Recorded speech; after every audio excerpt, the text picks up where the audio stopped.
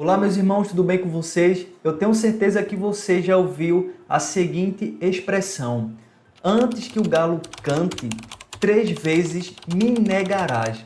A pergunta é a seguinte: esse galo que cantaria, de fato seria uma ave?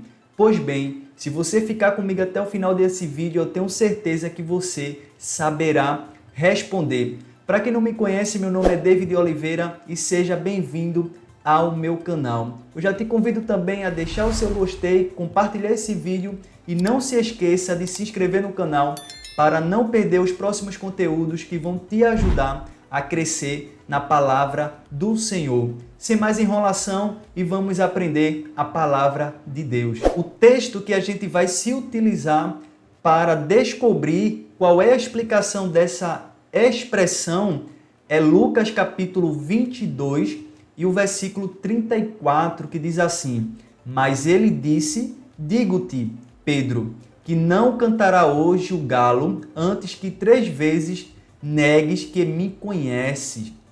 Amém? Então, a primeira coisa que eu queria passar para você é a seguinte. O primeiro ponto aqui, onde é que você está observando essa foto de um galo, segundo Swindoll, que é um grande estudioso da palavra de Deus, fala que na época de Jesus havia uma regra na lei judaica que proibia a criação desta ave na cidade santa pelo fato delas emporcalharem as coisas santas. Ou seja, os judeus acreditavam que essa ave era uma ave suja e não permitia a sua criação.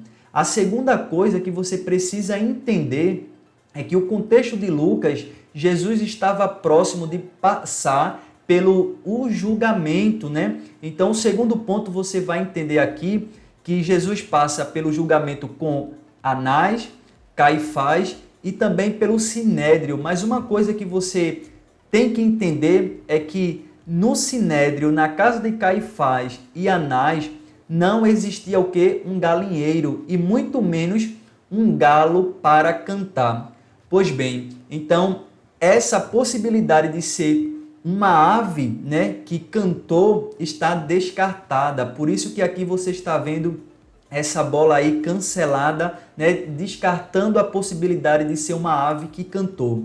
Mas talvez você está se perguntando, que cantar do galo era esse? Então, o que seria o significado dessa expressão? Agora você redobre a sua atenção porque você precisa entender e você vai ver como a palavra de Deus é tão maravilhosa. Amém?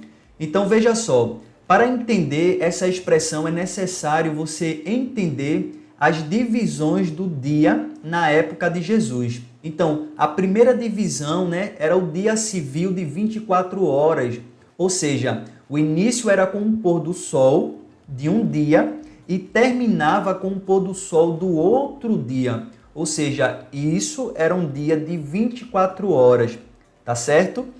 Segunda coisa, um dia natural era composto por 12 horas.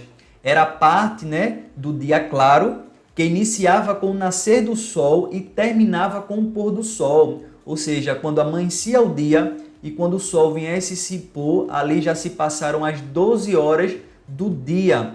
E a terceira divisão era a vigília da noite.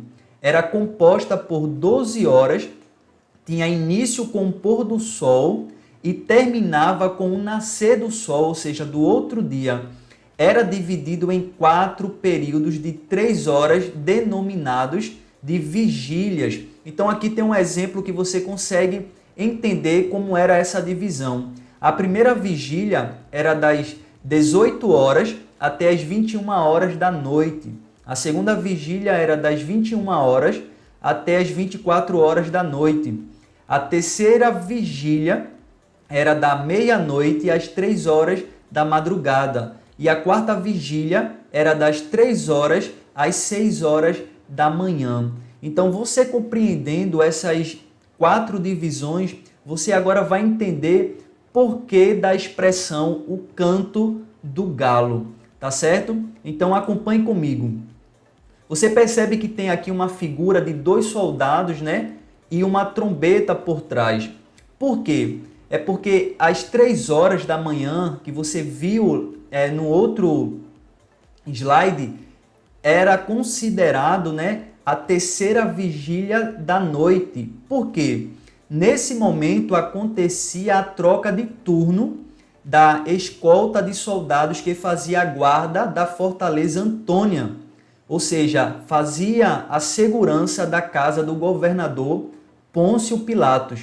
Essa troca de turno era anunciada com um toque de trombeta. Veja só que coisa interessante.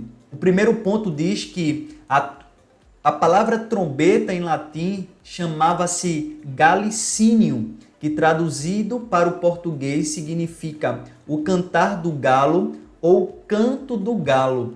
Veja que coisa interessante. Então, aqui percebemos que a nossa tradução para o português é um pouco pobre, mas de fato o significado desta palavra em latim significa trombeta. Ou seja, quando dava as 3 horas da manhã, o soldado responsável tocava essa trombeta que tem um nome chamado de galicínio, e existia agora a troca de turno, né, para a segurança da casa do governador Pôncio Pilatos.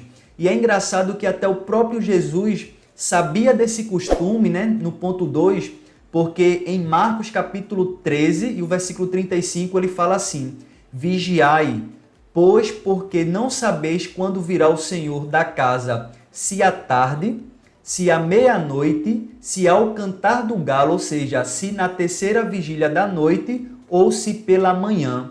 Veja que coisa maravilhosa. Então o próprio Jesus já ratifica essa expressão que a gente entende como e aprendemos que é um soar de uma trombeta, tá certo? E a terceira coisa é que o doutor Valdir Carvalho Luz, numa tradução ideal, ele fala o seguinte a respeito desse versículo: digo-te, Pedro, que não soará hoje o galo. Veja que expressão mais interessante, que não soará hoje o galo, ou seja, não soará hoje a trombeta, antes que 3 vezes negues que me conheces.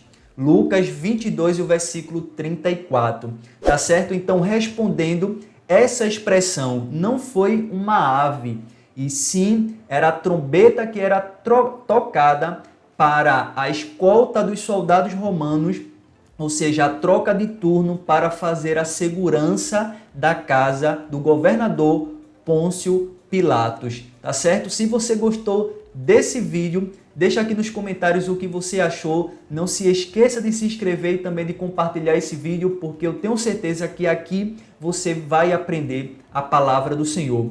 Um forte abraço e até o próximo vídeo.